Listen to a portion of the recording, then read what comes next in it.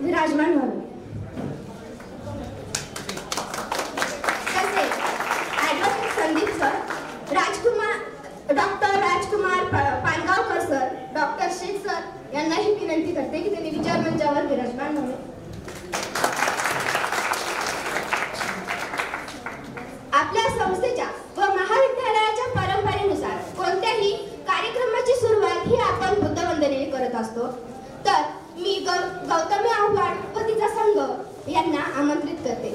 सर्वांनी बुद्धवंदनेसाठी उभे राहायचे आहे। भगवतो अरहतो सम्मा संबुद्धस्स नमो तस्स भगवतो अरहतो सम्मा संबुद्धस्स नमो तस्स भगवतो अरहतो सम्मा संबुद्धस्स बुद्धं शरणं गच्छामि धम्मं शरणं गच्छामि संघं शरणं गच्छामि द्वितीयंपि बुद्धं शरणं गच्छामि द्वितीयंपि धम्मं शरणं गच्छामि द्वितीयंपि संघं शरणं गच्छामि तृतीयंपि बुद्धं शरणं गच्छामि तृतीयंपि धम्मं शरणं गच्छामि तृतीयंपि संघं शरणं गच्छामि पाणातिपाता वीरमणि सिक्खापदं समादयामि आदिन्यदाना वीरमणि सिक्खापदं समादयामि कामेषु मिच्छाचारा वीरमणि सिक्खापदं समादयामि मुसावादा वीरमणि सिक्खापदं समादयामि सुरामेरय पंचममासठाना वीरमणि सिक्खापदं समादयामि साधु साधु साधु।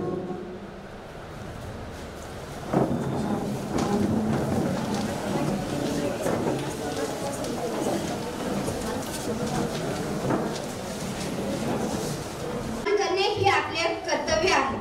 म्हणून आजच्या कार्यक्रमाचे सन्माननीय उद्घाटक माननीय नितीन बगाटे साहेब, पोलीस उपायुक्त यांचे स्वागत करण्यासाठी मी आमंत्रित करते आमच्या महाविद्यालयाचे प्राध्यापक डॉक्टर पानगावकर सर यांना मी विनंती करते की त्यांनी साहेबांचा सत्कार करावा।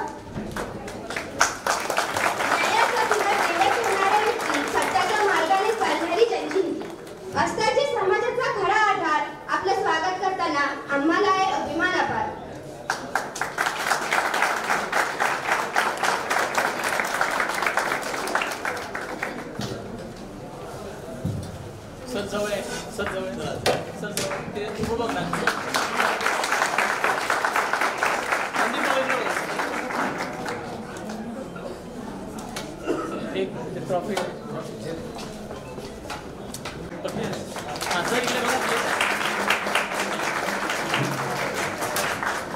कल्पनेतून निर्माण झाली ते आमच्या महाविद्यालयाचे माजी विद्यार्थी माननीय advocate Sandeep Wakale sir, advocate of high court यांना विनंती करते की त्यांनी स्पर्धेचे प्रास्ताविक करावे।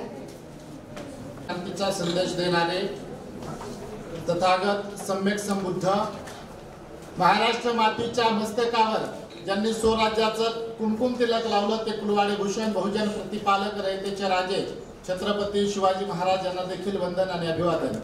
मृत महाराष्ट्रातील कडव्या सत्यनिष्ठेचा झंझावात उत्पन्न करणारे क्रांतिबा ज्योतिबा फुले यांना देखील वंदन आणि अभिवादन।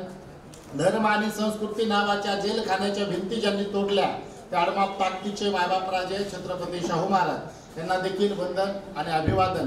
रंजल्या गांजल्या दुभंगलेल्या माणसांच्या हृदयावरच नव्हे तर या देशातील गांधीवादी विश्वातील मार्क्सवादी आदींच्या मनावर अधिराज्य गाजवणारे, वाचन चिंतन लेखन याही शिवाय समाज आपलं जीवन समजणारे, ज्ञानाच्या क्षितिजावरील क्रांतिकारी सूर्य विश्वरत्न डॉक्टर बाबासाहेब आंबेडकर यांना वंदन आणि अभिवादन करून आजच्या कार्यक्रमाचं प्रस्तावित करत असताना एक गोष्ट सर, खरं तर मी दिलगीर आहे. आमच्या महाविद्यालयाचे ज्यांनी स्पर्धा घडवून आणण्यामागे ज्यांचा सिंहाचा वाटा आहे ते आमच्या महाविद्यालयाचे विद्यार्थीप्रिय प्राचार्य डॉक्टर हिरोडे सर. त्यांची एक पर्सनल रात्री डिफिकल्टी झाल्यामुळे सर या ठिकाणी उपस्थित नाहीत. त्याबद्दल मी समन्वय समितीच्या वतीने दिलगिरी व्यक्त करतो. सर, नाक्षणवनाचा महावक्ता ही राज्यस्तरीय आंतर महाविद्यालयीन स्पर्धा वक्तृत्व स्पर्धेची संकल्पना मांडत असताना एक गोष्ट सांगणं मला अत्यंत महत्त्वाची वाटते की 26 नोव्हेंबर 1949 रोजी डॉक्टर बाबासाहेब आंबेडकरांनी देशाला संविधान अर्पण केलं आणि 26 जानेवारी 1950 रोजी ते संविधान अंमलात आलं. 26 जानेवारीला संविधान अंमलात आल्याच्या नंतर भारत हा प्रजासत्ताक झाला, म्हणजे भारत हा लोकसत्ताक राज्य झाला. 14 जानेवारी 1948ला डॉक्टर बाबासाहेब आंबेडकर मुंबईतल्या धोबी घाट नाईट स्कूलमधील विद्यार्थ्यांना संबोधताना म्हणतात की लोकसत्ताक राज्य असलेल्या देशामध्ये उत्कृष्ट वक्तृत्वाची फार आवश्यकता आहे. म्हणून सर आम्ही 25 जानेवारी म्हणजे लोकसत्ताक 26ला झालं आणि 25ला स्पर्धा घेण्याच्या पाठीमागचा उद्देश आहे की लोकसत्ताक राज्याच्या पूर्वसंध्येला म्हणजे प्रजासत्ताक दिनाच्या पूर्वसंध्येला गेली 7 वर्षापासून आम्ही ही महाराष्ट्राची एक नामांकित स्पर्धा सर या ठिकाणी अरेंज करतो आहोत. मी सेकंड इयरचा विद्यार्थी असताना सर माझ्यासारख्या एका सर्वसामान्य विद्यार्थ्याची संकल्पना महाविद्यालयाने स्वीकारली आणि ते अंमलात आणून आज 7वं वर्ष आहे सर.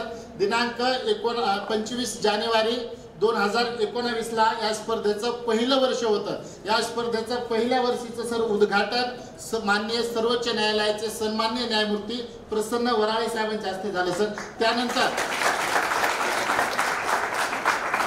त्यानंतर आतापर्यंत सातत्यानं या स्पर्धेचं उद्घाटन हे आम्ही सन्माननीय उच्च न्यायालयाच्या न्यायमूर्तींच्या हस्तेच करत असतो, परंतु यावर्षी आमच्या आयोजन समितीने असं ठरवलंय की सरांसारख्या यंग अधिकाऱ्यांच्या हस्ते आपण उद्घाटन करावं. म्हणून तर यावर्षी तुम्हाला या ठिकाणी उद्घाटनाला बोलवलेलं आहे.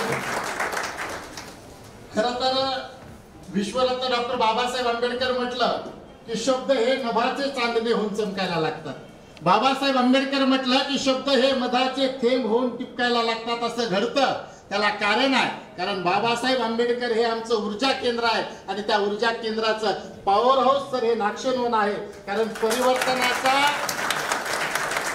परिवर्तनाचा आशय असलेली विचार परंपरा या नाक्षणवनात आहे. त्या परंपरेला चिकित्सेचा, बुद्धिवादाचा आणि सामाजिक न्यायाच्या तत्वाचा अभंगपणा लाभलेला आहे. प्रस्तुत स्पर्धेचा उद्देश हा आहे सर, कारण प्रस्तुत स्पर्धेचा उद्देश आहे की प्रत्येक विद्यार्थ्याचं वक्तृत्व कौशल्य प्रभावी व परिपक्व व्हावे, त्यांच्यातील वक्त्याला प्रोत्साहन मिळावं आणि जेणेकरून भावी भारताच्या व वक्तृत्वाच्या जोरावर त्यांनी प्रभावी नेतृत्व करावे. बलशाली वैचारिक परंपरा फक्त पुस्तकात बंदिस्त न होता तिने मनामनापर्यंत जाऊन भारताचं एक वैभवशाली भारत घडवावा या पाठीमागचा हा सर्वात महत्वाचा उद्देश आहे. आणि या स्पर्धेत सहभागी होणारा प्रत्येक स्पर्धक आणि आमच्या महाविद्यालयाचे विद्यार्थी सर, या संयोजन समितीचे सर्व विद्यार्थी हे परिवर्तनाच्या चळवळीतले हे विश्वासार्ह सैनिक आहेत सर. आणि हा परिवर्तनाचा लढा त्यांनी असाच अविरतपणे चालू ठेवावा या माफक अपेक्षेसह थांबतो. जय हिंद.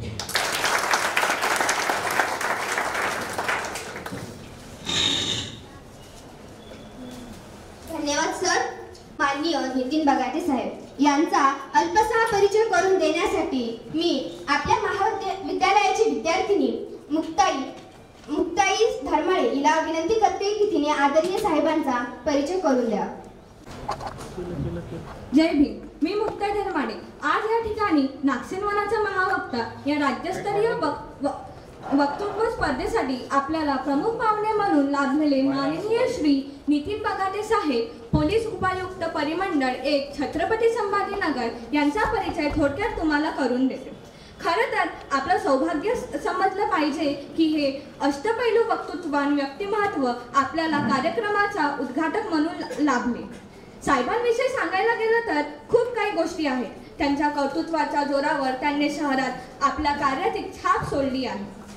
पण मित्रहो, हे म्हणतात ना, कोणत्याही क्षेत्रात यश मिळवण्यासाठी परिश्रमाची अत्यंतिक गरज असते. त्यामध्ये कोणताही शॉर्टकट शोधायचा नसतो. इतकेच नव्हे तर प्रत्येकाने परिश्रमाची स्वतःची एक वेगळी व्याख्या तयार करण्याची खूप गरज असते, जे त्यांना यशाच्या शिखरापर्यंत घेऊन जाते. महाराष्ट्रातील IPS अधिकारी नितीन बगाटे साहेब यांची कथा या गोष्टीचे एक उत्तम उदाहरण आहे. SP ऑफिसच्या बाहेर भाजी विकण्यापासून ते त्यांच्या कार्यालयात शिरावर DSP ची टोपी मानाने घालण्यापर्यंतचा त्यांचा उल्लेखनीय प्रवास अगदी अंगावर काटा येण्यासारखा आहे. नितीन बगाटे साहेब हे हिंगोली जिल्ह्यातील निशाणा या गावाचे रहिवासी आहेत. उदरनिर्वाहासाठी संघर्ष करणाऱ्या कुटुंबात ते लहानपणी तिथे मोठे झाले. आपल्या कुटुंबाला आर्थिक हातभार लावण्यासाठी ते आपल्या गावी SP कार्यालयाजवळ भाजी विकायचे. प्रचंड अडचणी असूनही स्वतःचे आणि आपल्या कुटुंबाचे चांगले भविष्य घडविण्यासाठी पूर्ण करण्याचे प्रयत्न त्यांनी कधीही सोडले नाही. त्यामुळे साहेबांनी प्रतिष्ठित UPSC सिव्हिल सर्व्हिसेस परीक्षेची तयारी करण्याचे ठरवले. पण त्यांना त्यासाठी अधिक परिश्रम घ्यावे लागले. त्यांनी यासाठी अनेक वर्ष मेहनत सुद्धा केली. 3 वेळा मुलाखतीत टप्पा गाठूनही ते परीक्षेत उत्तीर्ण होऊ शकले नाही.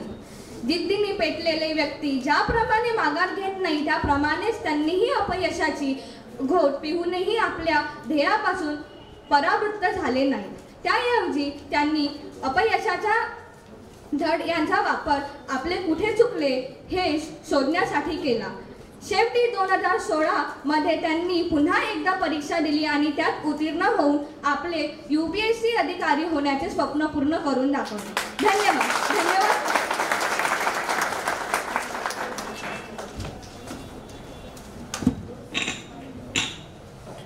धन्यवाद मुक्ताई.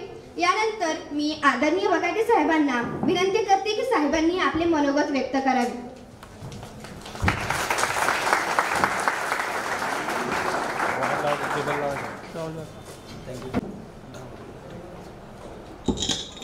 नागसेनवन जे भारतरत्न डॉक्टर बाबासाहेब आंबेडकर यांच्या पदस्पर्शाने पावन झालेली ही भूमी, या भूमीत आपल्या सर्वांना माझा सप्रेम जय भीम.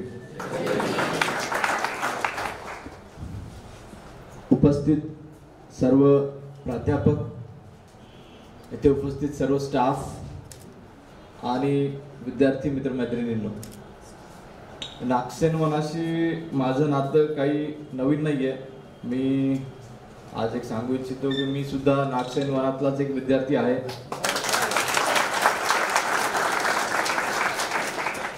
या भूमीतच मी शिक्षण घेतलेलं आहे. माझं इंजिनिअरिंगचं जे शिक्षण आहे, ग्रॅज्युएशन याच भूमीत झालेलं आहे. मी प्रोफेशननी एक मेकॅनिकल इंजिनियर आहे.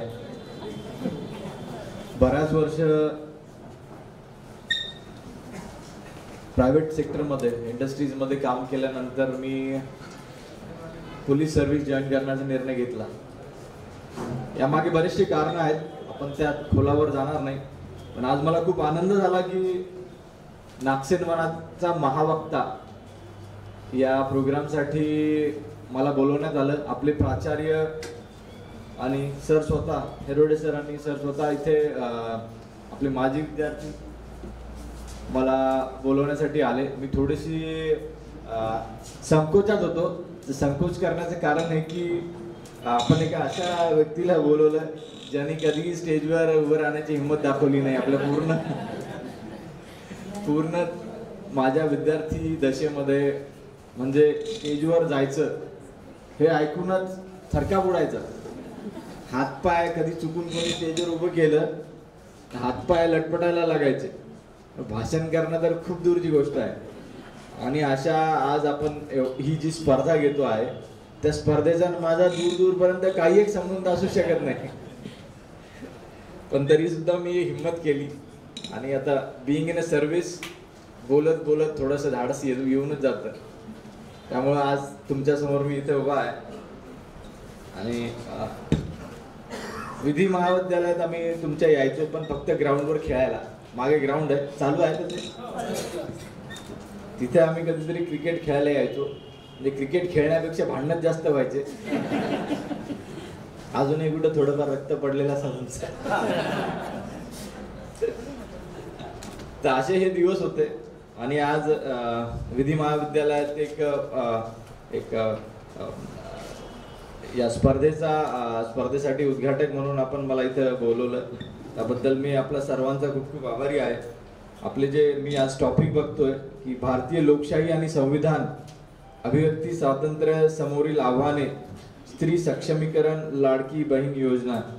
हे टॉपिक तसे डिफिकल्ट आहेत. जेव्हा ते अभिव्यक्ती स्वातंत्र्य ते कुठं तरी आमचं हिरावून घेतलं जातं तुमच्या माहितीसाठी. म्हणजे सर्व्हिस, तुम्ही जेव्हा पब्लिक सर्व्हिसमध्ये येता तेव्हा बरेचसे तुमचे पैलू जे आहेत ते तुम्हाला कॉन्स्टिट्युशनल बेसिसमध्ये राहून त्या सांगड घालूनच तुम्हाला प्रत्येक गोष्ट बोलावी लागते. त्यामुळे बऱ्याचशा गोष्टींचा जास्त उलगडा करता येत नाही. एक कुठंतरी आम्ही बांधील असतो बऱ्याचशा गोष्टी न बोलण्यासाठी, तर त्यामुळे बऱ्याचशा गोष्टी आम्ही बोलू शकत नाहीत. पण या देशाला डॉक्टर बाबासाहेब आंबेडकरांनी जे संविधान लिहिलं त्याच्या मार्फत आपल्याला प्रत्येकाला ही ताकद दिलेली आहे की आपण आपली व्यथा, आपलं दुःख, आपला लढा आपण तो मांडू शकतो.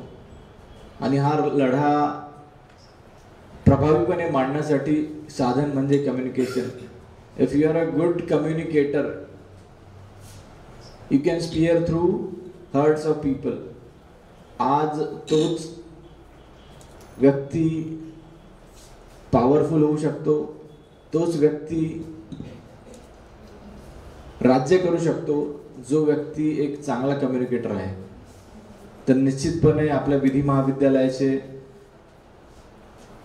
आपल्या सर्व विद्यार्थ्यांचे, आपल्या प्राचार्यांचे आणि इथे उपस्थित आपल्या प्रत्येक प्राध्यापकाचे मी आभार मानू इच्छिते की एक नवी पिढी, एक सशक्त पिढी ते घडवण्यासाठी एक पाया या महाविद्यालयातून घालतायत.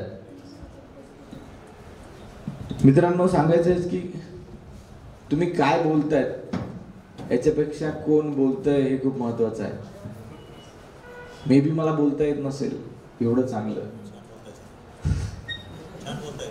मे बी मला बोलता येत नसेल, पण कोण बोलतंय हे महत्वाचं असतं. ते वपू काळ्यांचं वाक्य मी नेहमी रिपीट करतो की ते आयुष्यात एक उंची गाठावी आपण, आणि ती उंची गाठल्यानंतर ती उंचीच आपले सर्व प्रॉब्लेम सोडवते. ते सत्य आहे.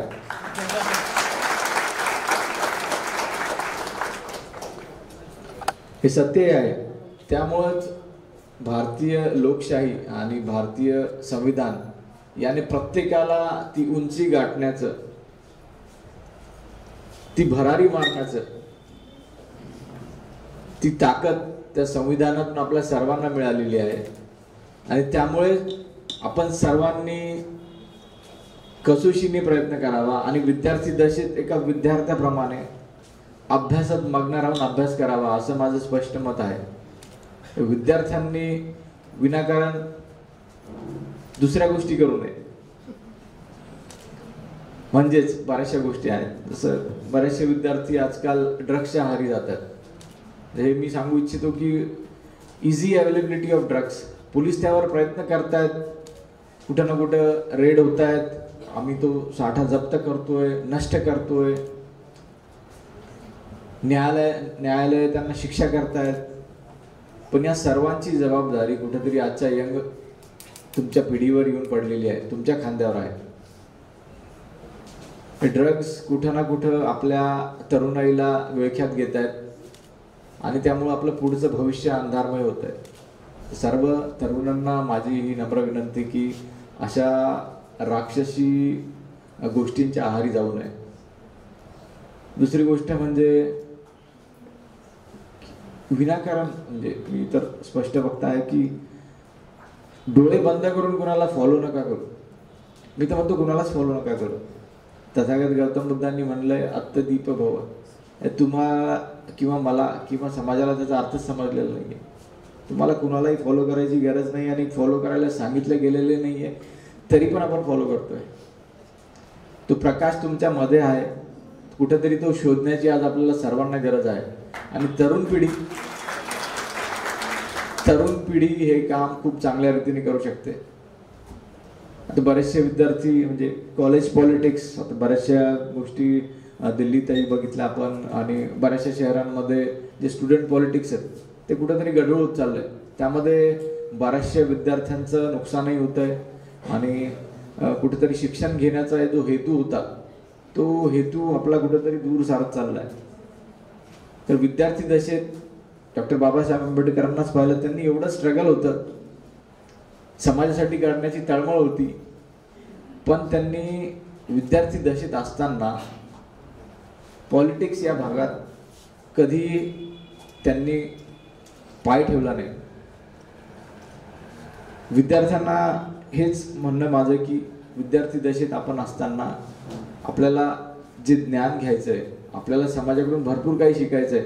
जंप करू नका कन्क्लुजन्सवर. आपण कन्क्लुजनवर जंप करतोय, इझी ॲक्सेस झालाय ते व्हॉट्सअप युनिव्हर्सिटीला. तुमच्या थोडासा मेसेज पाहिला की लगेच आपल्याला वाटतं की अरे हेच खरं आहे, किंवा पुस्तकात लिहिलेलं हेच खरं आहे. प्रत्येक गोष्टीला सीमा आहेत. हेच नाही की आपण पुस्तकात वाचलंय किंवा व्हॉट्सअपला पाहिलं किंवा इंटरनेटवर पाहिलं ती गोष्ट खरी आहे. प्रत्येक गोष्ट आज चाचपण्याची गरज आहे की काय नॉलेज आपल्याला भेटतंय, काय आपण बोलतोय, खरंच ते खरं आहे का. थोडंसं काही घटना घडली की तात्काळ लोक जमा होतात. आता बरेचसे लॉ अँड ऑर्डरचे प्रसंग आम्हाला येतात, तर त्याच्यामध्ये मिसकम्युनिकेशन आणि मिसगाईड ह्या गोष्टी प्रामुख्याने दिसून येतात. आता माझं या शहरामध्ये शिक्षण झालं, तर हे शहर खूप सेन्सिटिव्ह शहर म्हणून ओळखलं जातं. पूर्वीचं औरंगाबाद, आता छत्रपती संभाजीनगर. आणि बऱ्याचशा गोष्टी मला पूर्वीपासून कल्पना होती, पण संवाद इथल्या लोकांचा आणि प्रशासनाचा जो संवाद होता तो कुठेतरी अपुरा पडत होता. त्या संवादातली दरी कुठेतरी कमी करण्यासाठी तुम्हाला त्याचा ब्रिज व्हावा लागेल, हे मी पहिल्यापासूनच जाणून होतो. त्यामुळे तो संवाद कौशल्य जे आपण आता इथे आत्मसात करत आहात तेच पुढच्या आयुष्यामध्ये आपल्याला खूप कामाला येणार आहे. की आपण ज्याही क्षेत्रात उतरचाल, ज्याही म्हणजे आपण पॉलिटिक्समध्ये जा किंवा आपण एखादी नोकरी करा किंवा आपण सिव्हिल सर्व्हिसेसमध्ये या किंवा आपण स्वतःचा व्यवसाय करा, ते कम्युनिकेशन इज मोस्ट इम्पॉर्टंट. तुम्ही संवाद कसा साधता समोरच्या व्यक्तींसमोर, तुमची भाषा, तुमचे शब्द त्यांना समजतायत का.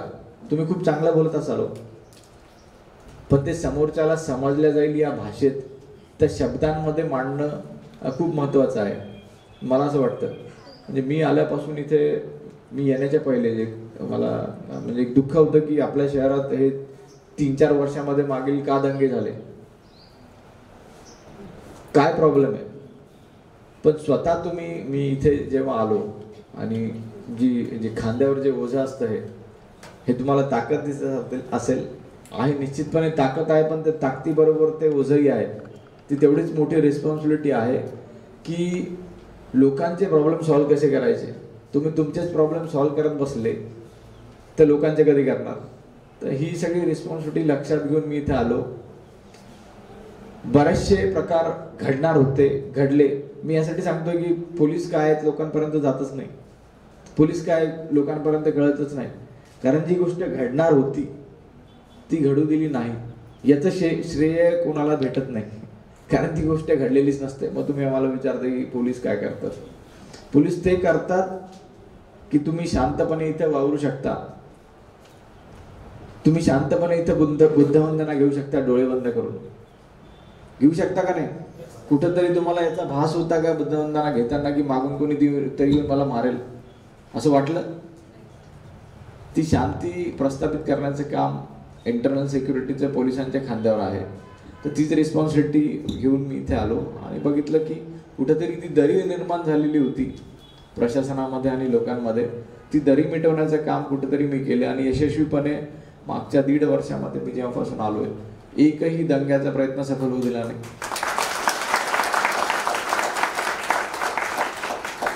आणि जिथं छोटे मोठे काही इश्यू झालेच ते क्विक रिस्पॉन्स देऊन स्वतः जाऊन तिथे आम्ही तात्काळ मार्गी लावले.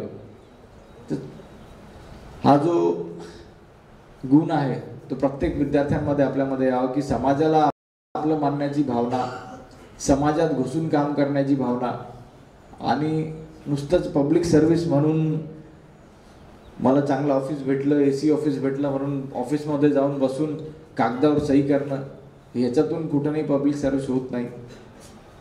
आपल्याला समाजामध्ये जाऊन उतरून कम्युनिकेशन करावं लागतं. कुठेतरी भीती असते की अरे बाबा समोरचा मॉब आलेला आहे, आता ते मला मारतील. तुमच्यात जर ती कम्युनिकेशन स्किलच नाही आहे तर तुम्ही त्यांच्यापर्यंत पोहोचू शकत नाही. तर मला असं वाटतं की आपला हा जो उपक्रम आहे, 7वी आपली नागसेन वनाचा महावक्ता ही जी स्पर्धा आहे, या स्पर्धेसाठी इथल्या उपस्थित सर्व विद्यार्थी जे महाराष्ट्रभरातून आलेले आहेत, आपल्या सर्वांना माझ्या खूप खूप शुभेच्छा. तुमचं भाषण, एखाद्याचं भाषण मी ऐकेल, म्हणजे सरांनी पण खूप छान बोलले, म्हणजे वक्तृत्व कलागुण, ते पटपट पटपट बोलतात. मी लहानपणापासून मग एकदम बॅक बेंचवर बसून तेच बघायचो की हे फार फास्ट बोलतात. थोडंसं म्हणजे मला असं वाटतं की समोरच्याला कळू द्या. निश्चितपणे तुम्ही खूप चांगलं बोलताय, पण थोडा पॉज घेऊन बोला जेणेकरून समोरच्याला ते समजेल. कारण आपले कलागुण जे मनामध्ये, आपलं माइंड खूप फास्ट चालत असतं आणि त्या वेळ पण कमी असतो. कमी वेळामध्ये आपल्याला खूप सारे शब्द मांडायचे असतात. ती स्पर्धा आहे, पण आयुष्यात पुढे जेव्हाही कम्युनिकेशन आपलं होईल तेव्हा निश्चितपणे समोरच्या व्यक्तीला समजेल असे कम्युनिकेशन आपण करावं. म्हणजे हे माझ्याकडून घेऊन आहे, sorry I am a very मी एक म्हणजे वक्ता नाही आहे पण बोलतोय. तर आपल्या सर्वांना माझ्या खूप खूप शुभेच्छा. आपलं भावी आयुष्य खूप उज्ज्वल आणि देदीप्यमान हो अशी मी भगवंताच्या चरणी प्रार्थना करतो. माझे 2 शब्द संपवतो. आपल्या सर्वांना, आपल्या कॉलेजला शुभेच्छा. असेच नागसेन वनाचे नाव मोठे करा. जय हिंद, जय महाराष्ट्र, जय भीम. थँक्यू.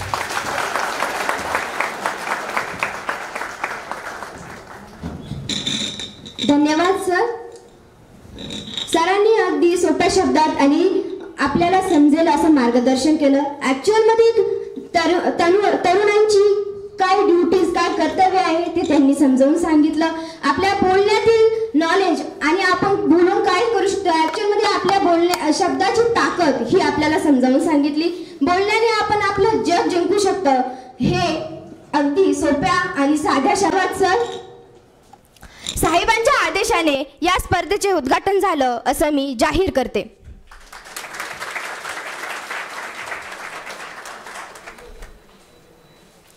आता कार्यक्रमाचा उद्घाटनीय सत्राचा शेवटचा टप्पा म्हणजे आभार. आभार मानण्यासाठी मी BA-LLB प्रथम वर्षाची विद्यार्थिनी कुमारी दिलशान तडवी हिला आमंत्रित करते. सर्वांना माझा मानाचा जय भीम. मी दिलशान तडवी, BA-LLB प्रथम वर्षीय विद्यार्थिनी. विचाराच्या मशाली हातात घेऊन तडपत्या सूर्याचा वारसा सांगणारे आजचे कार्यक्रमाचे उद्घाटन माननीय नितीन बगाटे साहेब आपल्या वेळातून वेळ काढून आले त्याबद्दल साहेबांचे आयोजन समितीच्या वतीने आभार व्यक्त करते. तसेच इथे उपस्थित सर्वांचे आपला कार्यक्रम शांतपणे ऐकून घेतला त्याबद्दल तुमच्या सर्वांचे मनपूर्वक आभार. आदरणीय सरांच्या आदेशाने नागसेन वनाचा महावक्ता ह्या कार्यक्रमाचे उद्घाटन सत्र संपले असे जाहीर करते. सर्व स्पर्धक आणि विद्यार्थ्यांना विनंती आहे की कुणीही कुठेही जायचं नाही, लगेचच स्पर्धा चालू होईल.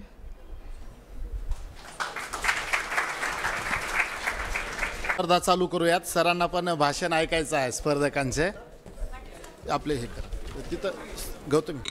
स्पर्धा महाराष्ट्रातील सर्व वरिष्ठ महाविद्यालय विद्यापीठातील विद्यार्थ्यांसाठी खुली असून प्रवेश निशुल्क आहे. स्पर्धेसाठी एका महाविद्यालयातून 2 विद्यार्थी असावेत. स्पर्धेचे माध्यम मराठी, हिंदी व इंग्रजी भाषा असतील. प्रत्येक स्पर्धकास बोलण्यासाठी 6+2 असा एकूण 8 मिनिटाचा वेळ दिला जाईल. स्पर्धकांनी स्पर्धेत बोलत असताना आपले नाव किंवा महाविद्यालयासंबंधी कुठलीही माहिती व्यक्त करू नये. सर्वांना आवाज येतोय का? 1-2 मिनिटं सर्वांनी शांतता राखायची आहे. नाव नोंदीच्या वेळी दिलेल्या सांकेतिक क्रमांकाने स्पर्धकाला ओळखण्यात येईल. परीक्षकांनी दिलेला निकाल हा अंतिम असून तो सर्वांना बंधनकारक असेल. स्पर्धकास महाविद्यालयाच्या प्राचार्याचे प्रवेशपत्र व ओळखपत्र सोबत आणणे हे बंधनकारक आहे. स्पर्धकाचे वय 30 वर्षापेक्षा जास्त नसावे. आमच्या महाविद्यालयाचे 2 स्पर्धक, जे आंबेडकर विधी महाविद्यालय आहे, आमच्या महाविद्यालयाचे 2 स्पर्धक सहभागी असतील, परंतु ते बक्षिसास पात्र नसतील. स्पर्धेसंबंधी काही बदल करावयाचा असेल तो संपूर्ण हक्क संयोजकांनी राखून ठेवला आहे. स्पर्धा संपल्यानंतर लगेच पारितोषिक वितरण होईल. मागील वर्षाचा प्रथम क्रमांकाचा विजेता यावर्षी सहभागी होण्यास पात्र नसेल. तर सर्वांना ह्या नियम व अटी सर्वांनी ऐकल्या असतील आणि यानंतर आपण 1-2 मिनिटात स्पर्धा सुरू करत आहोत. सर्वांना जय भीम करत आहोत. आजच्या कार्यक्रमाचे उद्घाटक माननीय साहेबांच्या हस्ते आपण पहिला कोड क्रमांक काढत आहोत. सर्वांनी टाळ्याच्या गजरात त्या सांकेतिक कोड क्रमांकाचं स्वागत करायचं आहे.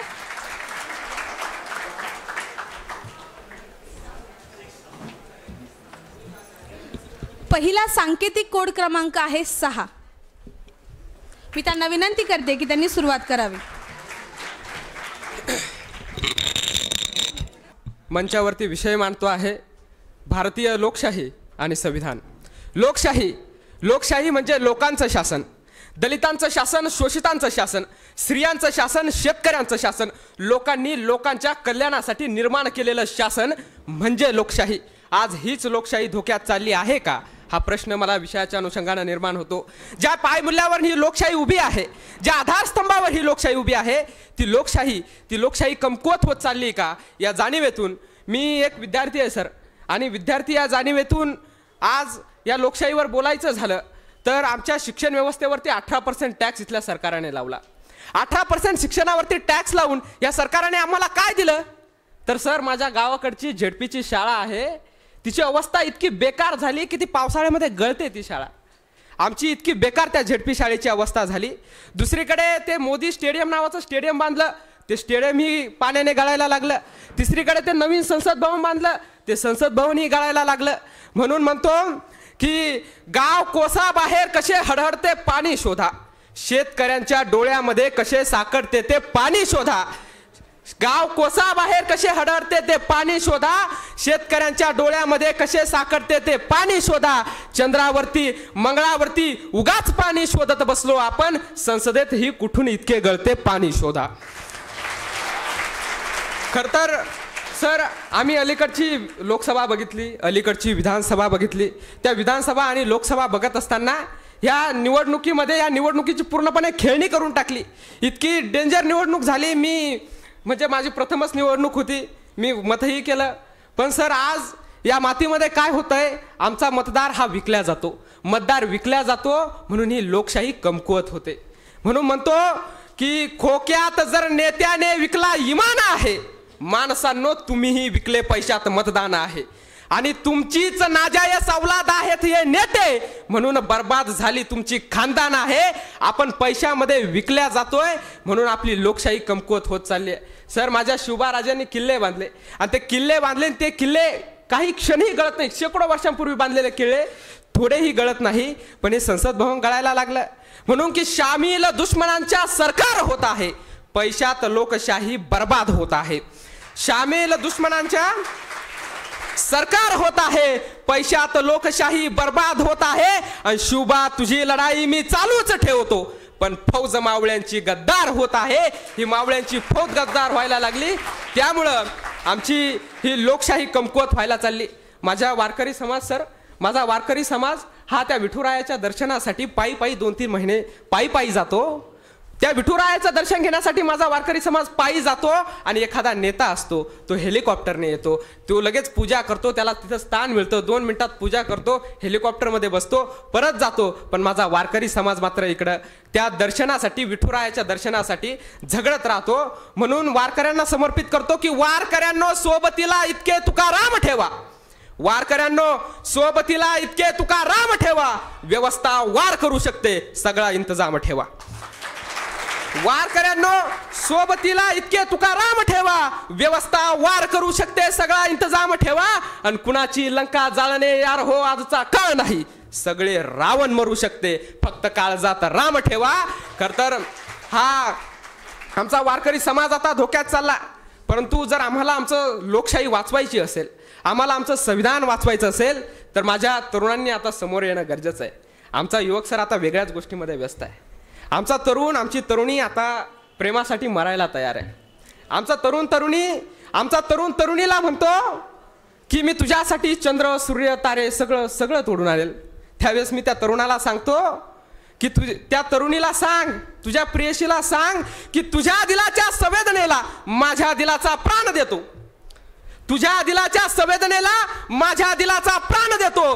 प्रिय तुटता तारा नासही पण वाचण्यास संविधान देतो, प्रिय तुटता तारा नासही पण वाचण्यास संविधान देतो. आणि आसुरलेल्या पापण्यांनी रिकामी तिची कुस झाली, चल तो विचार रक्त आलेला दाखवून तुला जवाब देतो. आणि माझ्या कबरीवर तुझ्या फुलांचा वर्षाव करण्या भिवू नकोस, माझ्या कबरीवर तुझ्या फुलांचा वर्षाव करण्या भिवू नकोस. परिवर्तनवादी क्रांतीसाठी तुझ्या सोबतीला गीता कुराण देतो. आणि मोनालिसा सर, मोनालिसाची एक पेंटिंग आहे. ती मोनालिसा जितकी सुंदर होती तितकं सुंदर तिचं हास्य होतं, आणि जितकं सुंदर तिचं हास्य होतं तितकाच तिला तिच्या हास्यावरती गर्व होता. त्यावेळी एक व्यक्ती मोनालिसाकडे गेला आणि मोनालिसाला म्हणाला की मोनालिसा तू गर्व करू नकोस, तू इतका सुंदर हसत नाही जितकी सुंदर माझी माय ज्यावेळी दुकानात जाते, तिच्याकडे पैसे नसतात आणि दुकानात गेल्यानंतर ती दुकानदाराला उधार तेल मागते आणि दुकानदार तेल देण्यास नाकार देतो. आणि त्या क्षणाला ज्यावेळी तिला तिची इज्जत गेल्यावानी वाटते आणि त्या क्षणाला जेव्हा ती हसते ना तशी तू हसू शकत नाही. म्हणून म्हणतो की तुझ्या दिलाच्या संवेदनेला माझ्या दिलाचा प्राण देतो, प्रिय तुटता तारा नासही पण वाचण्यास संविधान देतो. आणि आसुरलेल्या पापण्यांनी रिकामी तिची कुस झाली, चल तो बिचारा रक्त आलेला दाखवून तुला जवाब देतो. आणि माझ्या कबरीवर तुझ्या फुलांचा वर्षाव करण्या भिवू नकोस, परिवर्तनवादी क्रांतीसाठी तुझ्या सोबतीला गीता कुराण देतो. आणि तेलाची उधारी नाकारल्यावर जशी माय माझी हसली होती, तेलाची उधारी नाकारल्यावर जशी माय माझी हसली होती तशी हसून दाखव फक्त एकदा, मग तुझ्यावरही मी जान देतो. तशी हसून दाखव फक्त एकदा, मग तुझ्यावरही मी जान देतो. आणि शेतीवरती प्रेम करता करता माझा बाप जसा मरतो, शेतीवरती प्रेम करता करता माझा बाप जसा मरतो, तशी तूही दाखव मरून माझ्यावरती, मग मी तुलाही मान देतो. तुझ्या दिलाच्या संवेदनेला माझ्या दिलाचा प्राण देतो, प्रिय तुटता तारा नासही पण वाचण्यास संविधान देतो. माझ्या तरुणांना, माझ्या तरुणींना आज सामोरे येणं गरजेचं आहे. मित्रांनो, माझा तरुण वर्ग सर या ठिकाणी बसलाय. माझ्या तरुण वर्गांना सांगायचं आहे की मित्रांनो, उद्याच्या पिढीचं कर्णधारपद आपल्या खांद्यावर आहे, उद्याच्या पिढीचं कर्णधारपद आपल्या खांद्यावर आहे. उद्याच्या या लोकशाही टिकवायची असेल तर याची जबाबदारी आपल्या खांद्यावर आहे.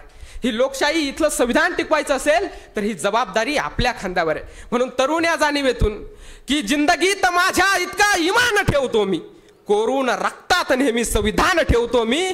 खरं तर हे संविधान आमच्या तरुणाच्या मनामध्ये ही भावना, ही वृत्ती, ही अभिलाषा, हा विचार ज्यावेळी आमच्या या तरुणाईच्या अंतःकरणामध्ये रुजेल तेव्हा कुठे या मातीमध्ये इथल्या लोकशाहीचं आणि संविधानाचं खरं रक्षण व्हायला लागेल असं मला वाटतं. आणि सर, आमच्या तरुणांनी आता इथल्या लोकशाहीच्या रक्षणासाठी, इथल्या संविधानाच्या रक्षणासाठी रस्त्यावरती येऊन इथल्या महिलांच्या समर्थनात, इथल्या शेतकऱ्यांच्या समर्थनात उतरावं लागेल. मी एक शेतकऱ्याचा मुलगा आहे, शेतकऱ्याची मला जाण आहे. माझा शेतकरी बांधव ज्यावेळी इथल्या व्यवस्थेच्या विरोधात स्वतःची लढाई लढता लढता ज्यावेळेस आंदोलन करतो त्यावेळेस इथलं शासन त्याला खलिस्तानी, पाकिस्तानी म्हणतं. मग म्हणतो की बेगैरत, बेशरम आणि बैमान म्हटल्या जातो, बेगैरत, बेशरम आणि बैमान म्हटल्या जातो. मी थोडा इन्कलाब झालो तर पाकिस्तान म्हटल्या जातो. बेगैरत, बेशरम आणि बैमान म्हटल्या जातो. मी थोडा इन्कलाब झालो तर पाकिस्तान म्हटल्या जातो. आणि ठैरून जात गद्दाराला अशी पद्धतशीर लावल्या जाते, मग मी हिंदू म्हटल्या जातो, कधी मुसलमान म्हटल्या जातो. माझा शेतकरी बांधव, माझा शेतकरी बांधव ज्यावेळेस स्वतःच्या हक्काची लढाई लढत होता तर 750 जीव शेतकऱ्यांचे गेले, त्यावेळेस म्हणतो की मी न्यायासाठी रक्ताचाही फैसला करतो, मी न्यायासाठी रक्ताचाही फैसला करतो, मरण्या इतपत बुलंद माझा हौसला करतो आणि माझ्या नावी देशद्रोहाचे फतवे काढा, माझ्या नावी देशद्रोहाचे फतवे काढा. मी दिल्लीमध्ये विद्रोहाचा मसला करतो, मी दिल्लीमध्ये विद्रोहाचा मसला करतो. आणि माझ्या नावी सरकारी फतवे जाहीर झाले होते, माझ्या नावी सरकारी फतवे जाहीर झाले होते. मग अंदर सगळे विद्रोहाचे शाहीर झाले होते. मी गोळ्या झेलून छाताडावर देशासाठी मेलो, मी गोळ्या झेलून छाताडावर देशासाठी मेलो. पण फोटोमध्ये सर्वच बुजदिल क्रांतीवीर झाले होते. हे संविधान वाचवणारे वीर आज तयार होणं गरजेचं आहे. या ठिकाणी थांबतो. जय जवान, जय किसान, जय विज्ञान, इन्कलाब जिंदाबाद.